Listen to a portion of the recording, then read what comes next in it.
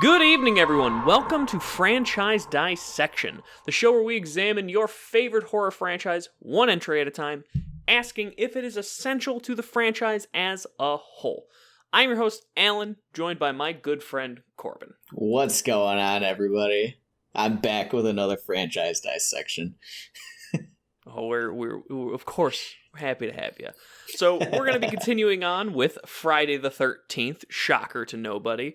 I think, Corbin, you said it best. Everyone got tired of talking about this 2 weeks ago. We'll see in 5 months when we're still talking about it. Yeah. So we're going to be moving on here to the second part. Now, keep in mind, the show does come live every 2 weeks on our YouTube channel. Please do like, comment, subscribe on this episode. Let us know what you're thinking down there in the comments. You can also join our Discord server. Link, as always, is in the description. Now, Corb, let's get into this body, shall we? Okay, so I find myself, when watching these movies, asking, why the hell was I afraid? Yeah. Because they're, especially this one, we'll talk about the camp a little later, but it's just so silly more than anything. Yeah, I mean, Friday the 13th is a silly franchise. I've always thought that it was kind of silly, kind of over the top, right? It's gruesome and campy and silly, and that's what makes Friday the 13th great, I think. It definitely is finding a way to thread that comedy horror needle for me in a way that I just didn't really realize. I just keep thinking of Mark. That scene with Mark. I just laughed very loudly when he goes rolling down the stairs. It just tickled me in the best possible way. The other thing that kind of get things rolling, Jason's not Jason yet. He's just not there. Yeah, what do you mean by that exactly? So when I think Jason, I have a specific image in my head. And Baghead really kind of hurts that image a lot. Sure. Just out the gate. But also, he's not quite that looming, massive presence yet. I mean, he still goes on and does his Jason murderous ways, but it's not like I don't feel him in that like stalky kind of way, as I feel like in the later films he kind of develops into more so. Sure. You know what I mean? Yeah, I mean, I think that, as different people played Jason, there's definitely a different vibe that was given to him, and I think that, this Jason is a little more athletic feeling, a little more lithe, than later Jasons. Yeah. Much less of like a hulking brute kind of character. And I get that. I think that, in a lot of ways, a lot of people view Jason as just like as a physically large and demanding presence. And he's not quite there yet. So yeah, I get it. I agree. Yeah. It just didn't, it wasn't there yet for me. Yeah. Jason's not Jason yet. We would be remiss if we did not hit on the cold open that we get for this movie pretty quickly on here in the episode. I think it does. This is the best version of showing me the previous movie out of all of the movies so far. Because every time I've booted these things up, it's like, here's what happened last time on Friday the 13th. At least in this one, they tie it together in an interesting way, with our character dreaming of the nightmare she dealt with at Camp Blood. It's so well done. So you like that better than just literally showing you like a last time on Halloween? Yeah, Friday call me crazy, but nightmare. Thematically making that work and connect kind of works a bit. I don't know. It just You're does. Crazy. I know. It's a wild concept. So I think that, I actually enjoy that they do the recap in the first one, partially because I mentioned it briefly on the previous episode, but I think that the first movie is largely skippable. And I think that nightmare sequence with Alice is a big part of why. It hits on everything. And then there's a conversation later on in the movie that is part 2 of why. But part 1 of why is because you see all the major moments, right? Everything that like really matters to the introduction of Jason as a character, which is what really matters for Friday the 13th, is explained in those nightmare sequences that Alice has. And then, the only aspect that makes me step back on that a little bit is that I think killing Alice in the very beginning of the movie is such a bold move. Killing the previous movie's final girl on screen is huge. You don't see that a lot. Final girls get killed off screen pretty frequently. They even killed Laurie Strode off screen, right? Yeah. But doing it on screen is huge. And if you skip the first movie, it just matters less because she's not like that character, Yeah. Yeah. I really like the tension building with the shower. Mm-hmm. And then nothing, like tension and release where you get nothing can be done very well. And I think this intro does that and threads that really, really well.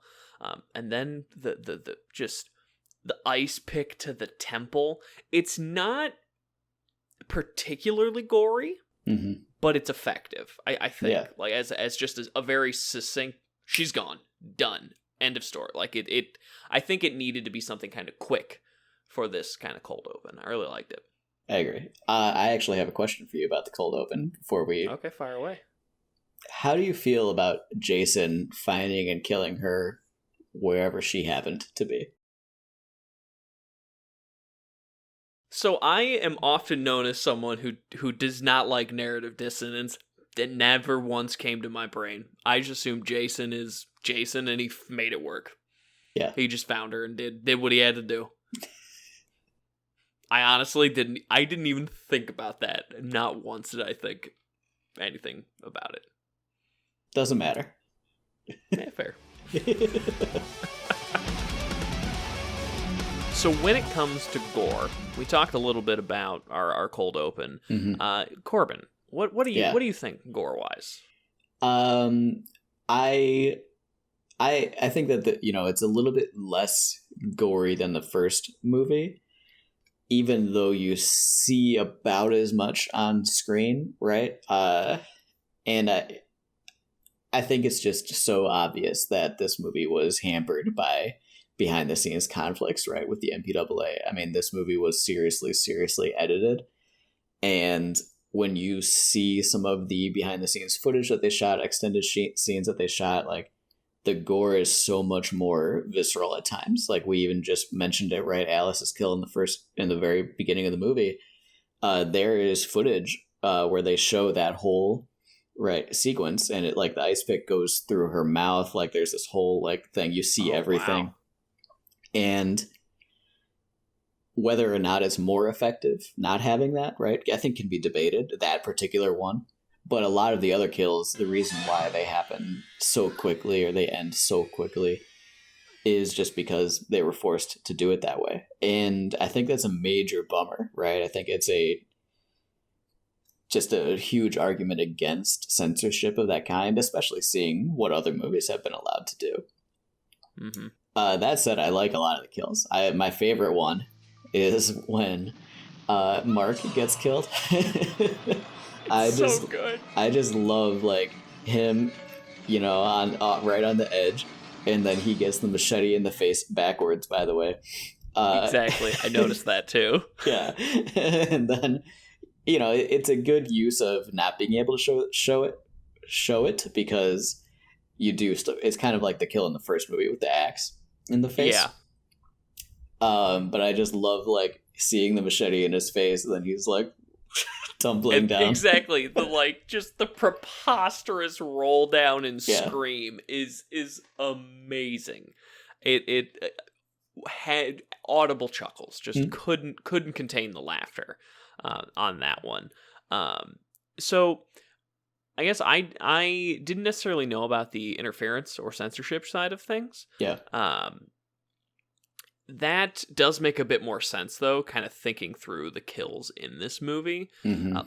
I feel like the two kids that go and have sex and just get stabbed through with a spear, that seemed, lame's not the right word, but very boring compared to restrained. Other...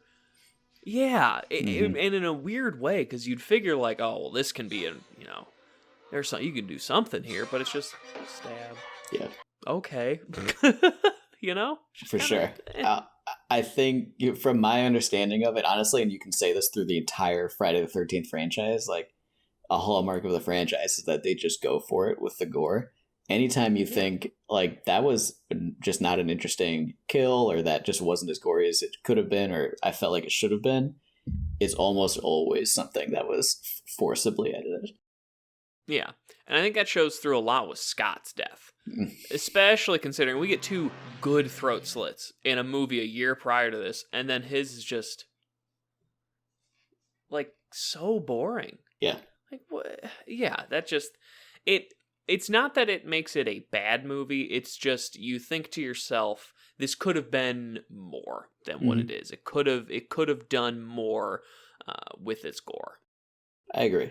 But what I will say on the plus side of the gore, the violence rather, I think that the pacing of the kills in this movie much better than the first movie. Yeah. You know, they're obviously, Alice is killed right in the beginning, but then like somebody is getting off pretty quickly, like pretty frequently. And that's kind of nice because, for a slasher, especially one of these, like you're really just there to see Jason kill people. Mm-hmm. And it happens often enough that you're never really thinking, oh, when am I going to get to see another camp counselor get killed? Yeah. Yeah, I think it definitely does that really well. Would it really be a Friday the 13th movie if there wasn't a healthy dose of camp? Well, every movie takes place in a camp. That's true. But man, the camp ratcheted up a bit here in this movie. With the first one that really just had me in stitches. You see the dog Muffin at Jason's feet, and the very next scene, kids grilling hot dogs. Yeah. I mean, whoever the storyboard artist, or if it was the director, I don't care. Whoever thought that, got it. Just that was a genius move. It's so hilarious. It's just such a silly little gag.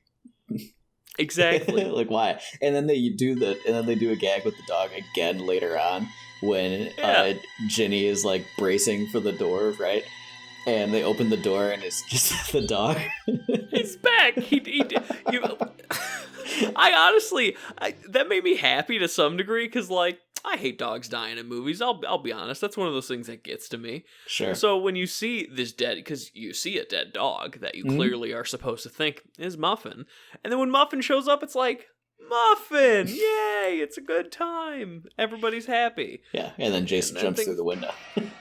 Well, exactly. Which, that's just like a thing in this whole franchise, windows. Yeah. And just the absolute abuse. You could almost make the argument that the windows go through more abuse than the counselors. Because the windows just get decimated every single movie. So as you start, that's like a hallmark of Jason, right? As you start watching other slashers, like look for that. Because other slashers will do that. And it's like the way that the villain will jump through the window is always very much a Jason homage. They actually just did it in Don't Breathe too. The blind man goes through the window and he's got his arms and everything. It's such a Jason move. Okay. I like that. Yeah. There's definitely in the next movie, in part 3, there's one that feels like he doesn't jump through a window, but it feels like a 3D scene, but it's that same kind of motion of like Jason's coming at you. But what are your thoughts on the campiness? I love the camp angles. I totally agree that this one is campier than the first one, and I think it's because the first movie, whether consciously or not, was serious, right? Yeah. Like it was silly, campy, whatever at times, but it feels more unintentional, you know? Mm-hmm. Like Friday the 13th Part 1 feels like a movie that wanted to be serious, whereas Friday the 13th Part 2, for me, is really the beginning of the franchise just going for it. And, the jokes are written in. There are gags, we mentioned them a couple of times with the dog, or like even earlier we talked about it with Mark's wheelchair kill. That's just silly. That's clearly meant to be silly, right? You have something. I thought so. I watched these first couple of movies with my wife, and when the one character leaves to go get changed to then go have sex with Mark. Well, she didn't make it. Well, Mark doesn't make it either. But when she changes, my wife, the first thing she says, I think this kind of leads on to the campiness. Those aren't even cute underwear. It's just the first thing she says. And I again gut busted laughing on that one. Yeah. And it's just this movie is very silly, and it was very fun to kind of just see it, like you're saying, kind of let loose a little bit. You know, Absolutely. We know what this is. Yeah. We know what we're getting ourselves into here. I think that's when Friday the 13th is truly at its best, honestly. They just go for it. It's silly, it's funny, like it's gory, because Jason is just an unspeaking, unstoppable killing machine, and everybody else is, you know, getting high and having sex and getting killed. Yeah. And the sex side of thing is definitely something I noticed almost out the gate, because they do this weird shot on one of the camp counselors that's weird. Gratuitous is the word. Gratuitous, sure. Is not in the first movie whatsoever. There's not that kind of like gratuitous fixture on a character. And then it just kind of rolled through this movie. Just the sex was a much more noticeable through line than I think it's where, you know, the first movie has sex in it, but the second movie is sexy. Yes. Yeah. And that's the start of the franchise doing that. After that, like that's becomes part of, I think, of Friday the 13th's DNA. So did Friday the 13th kind of set the bar for like sex in a slasher movie, or is that just kind of already kind of happening at the same time? So, you know, a little bit of A, a little bit of B, right? Mm-hmm. Other slashers were like that, right? Halloween kind of has some angles like that. But then Friday the 13th really is an almost like, it's almost puritanical at times with its morality, and almost to like a level where it's like past like the point of the filmmakers even thinking about it being that. Mm-hmm. So were they the first? No, but a lot of those slasher like rules, you know, scream rules that you think about, yeah, a lot of them are from Friday the 13th, and part of it is just because Jason kills more people, right? And so when you think about, oh, don't get drunk, you're going to get killed. Don't have sex, you're going to get killed. Don't go in the woods alone, you're going to get killed, right? Like these are just because Jason's killing people all the time.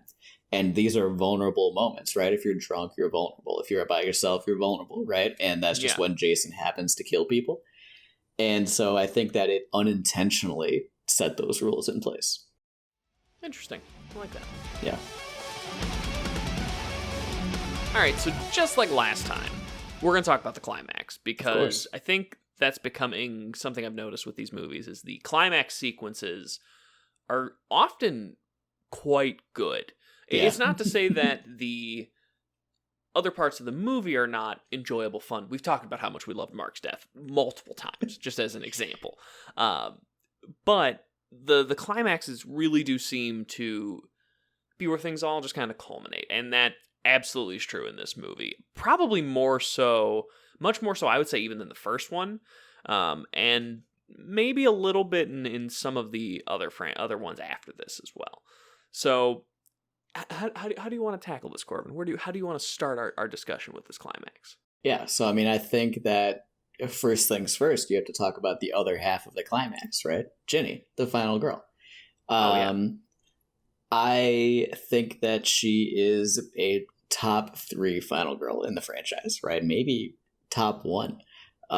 She's smart, she's capable, she's competent, right? She's afraid. She has a lot of those Laurie Strode characteristics, right? Like she's definitely afraid of Jason, but she pulls through that. And I like that you get to see her be like intuitive and tactical several times. And it's a more interesting take, I think, even then. The first one, I think Alice is a pretty good final girl, right? She wins, she survives, and she doesn't just run away, she wins. But Ginny does more than beat an old woman in a fist fight, right? Yeah. And poorly beat an old woman in a fist fight. Yeah, barely, right? Yeah. I think that one of the first moments where you see Ginny being, where they set up Ginny's character to really be quite capable, is when she's the only one that really knows what's going on in the camp, right? She recounts like the whole history of Crystal Lake. She talks a lot about what happened in the first movie. And she is like she's the knowledgeable character, right? And it sets you immediately into putting her forward in your brain, because up until that point, I mean, she was one of several characters. She wasn't even really the lead character. She comes out of a group to become the final girl, and I think a lot of the best final girls are like that. And she's not even in a good chunk of the movie when all the other counselors are getting murdered. She's off partying in town, having a grand old time with everybody else. Right, and she's one of the lead counselors, which is also something that is a little bit of like a twist on it, because typically, people who are in charge get killed early on, so that people who don't know what's going on are the ones that have to rise up, blah, blah, blah.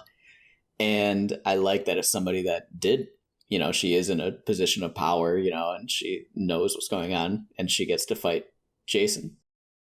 Mm-hmm. And that way she fights Jason, I think, it's kind of predictable when you see the head to his mom. Sure. Because you see that and you go, the first thing I said is, oh, she's going to impersonate Mrs. Voorhees. Lo and behold, that's what happened. Which, just because you can see something and go, I think this is going to happen, and then it happens, does not inherently mean it's bad. I think it's just an interesting way to do it, because you have a character like Jason, who we know is susceptible to this kind of thing. I mean, he literally built a shrine to his mother's head. Yeah. So it, like, he wants to please his mom. And if you can fake being his mom, that's just an interesting way to deal with Jason as a whole. Before we saw the shrine and then what would happen, that is not at all how I thought this was going to play out in any way, shape, or form. I really didn't know where it was going to go to have our final girl have this sequence. So I think it while I could tell it was happening, what was going to happen when I finally saw the shrine, no clue before that was at all the way they were going. For sure. And I like that you have this sort of like Psycho angle to it, right? Where he's got, the shrine of the dead mom. Spoilers for Psycho, I guess, but whatever. It's like 50 years old or so, right? 70, yeah. Okay, way out of the realm, way out of statute of limitations. But I do like that, and I like how much character building it does for Jason, right? I mean, Jason is he's the recurring character, right?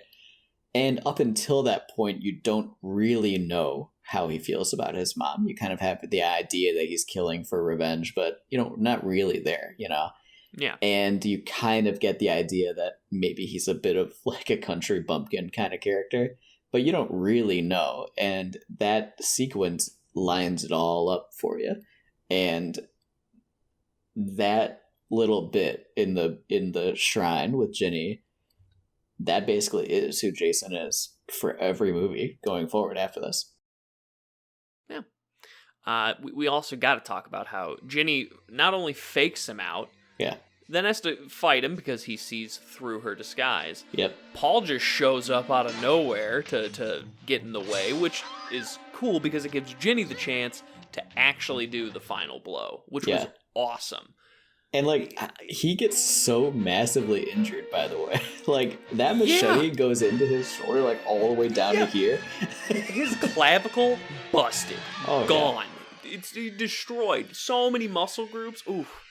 Yeah, he's done. I saw that and chuckled. I think, I don't remember if I texted you at that point or later in 3 where I'm like, so is Jason, like, a normal guy? Or, like, what's happening here? Because I think it was after this movie and at the start of 3, because I'm like, how is he still moving? That's some major damage there. How did we get from that movie to this movie? Even discounting 3, in 2, right, he's defeated. They leave, and then he still jumps through the window, right? Kills Paul, I believe, isn't right? Ginny is hospitalized, right? But when he jumps through the window without the bag on his head, which we didn't even talk about, but the bag head, it's fine. I think that it's kind of cool. I acknowledge that it's a total ripoff of The Town That Dreaded Sundown, right? And it's not an original look.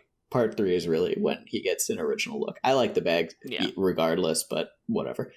But, he jumps through that window and he looks fine. His both arms are working totally fine, right? Yeah. I mean, it's been 10 minutes and he can use his arm, let alone a whole movie later. Yeah. That is definitely where my narrative dissonance bell was like, hey man, what's going on in this area? Mm-hmm. What's happening? All right, Corbin, as we come to a conclusion on our autopsy here, we have to talk about if Friday the 13th Part 2 is essential to Friday the 13th as a whole. Yeah. What do you think? I think that this is a hard yes, right? I think it's very difficult to argue that it isn't, because not only do you have Ginny, one of, if not the best final girls in the movie, not only do you have some pretty good kills, right? But from a franchise perspective, this is the one, I think, that really sets the tone for the franchise going forward. And this is the first one with Jason in it. And Jason is our guy, right? He's the whole point of Friday the 13th, really. And even though he doesn't look like Jason yet, we get that in the next movie, it's still him. And the next movie, I think, is just not nearly as good of a first entry to the franchise as Part 2 is. So for me, it's a yes. Yeah, I have to agree with you there. It's very much so a yes. And I think when someone says, yeah, I've seen Friday the 13th, they're going to think of this movie more so, I think, than the first movie. Like any sort of fan of the franchise, I think, would go, oh yeah, so you've definitely seen Part 2, because it kind of becomes the default standard to watch Friday the 13th. Like if I was gonna have a marathon of these movies and someone was like, do we really need to watch one? I'd be like, I mean, we probably should, but we don't have to. You know what I mean? I feel like those kind of discussions would naturally occur. Mm-hmm. I think it's interesting too that you mentioned that this is kind of like almost like a default, like the one that everybody's seen. I think that if you think about the cultural consciousness maybe of Friday the 13th, it's a mix of like 2, 3, and 4 all blended into like one movie, right? Where like Ginny is the girl that you think of, but Jason from 3 is the one that you think of, and like so I think that 2 is integral to like the cultural consciousness of the franchise. Yeah, because if you don't have that, it creates a really strange gap there, because how do you get from 1 to 3? Mm-hmm. It'd be very, very hard to square those happenings without going through 2. Mm-hmm. And just in the franchise, from what I've seen so far, it stands to it sets the tone. I think you said it right perfectly. It sets the tone that you need to expect going forward. If you can watch 2, you can watch the rest of this franchise, frankly. If you watch Friday the 13th Part 2 and you're not interested, I mean, honestly, you could probably check your bags at the door and not come back, because it don't get too much different than that. Yeah. So before we close out, I have a question for you. Okay, I like this. Ranking the franchise. Ooh. We watched 2 so far, right? So let's say, we kept this going. Where do you put number 2? Do you like 2 better than 1? Or is 1 better than 2? Yeah, 2. Yeah. 2's better. Yeah. I think, the one thing that 1 has on it is the gore is better. Mm-hmm. But other than that, I think if I just wanted to watch Friday the 13th, I'm more than likely going to turn on 2 over 1 in most scenarios. And I think that kind of is like a good arbiter for which one you actually enjoy more. Yeah. I agree. I would definitely put 2 over 1. Yeah. Yeah. I like 1 well enough, but 2 is like actually a pretty decent movie that I like to watch. 1 you'll watch when you're doing a marathon where you're explicitly trying to watch the entire franchise, and that's probably the scenario in which you choose to watch 1, I would guess, right? Mm-hmm. Yeah. Exactly. Well, the next victim we've got on our stretcher is going to be shocker, Friday the 13th Part 3. That'll be coming to you in 2 weeks' time. In the meantime, come hang out with us in our Discord. We chat, we talk about horror, we talk about music in our music channel. I get overly excited about trailers to movies but that I watched the wrong trailer of. It's a fun time. Come hang out. Links as always are in the description. Corbin, I want to thank you for spending some time with me tonight while we talk about this franchise. Of course, I'm happy to be here. I cannot wait to be here to talk about Friday the 13th 3D in 2 weeks. Oh my god.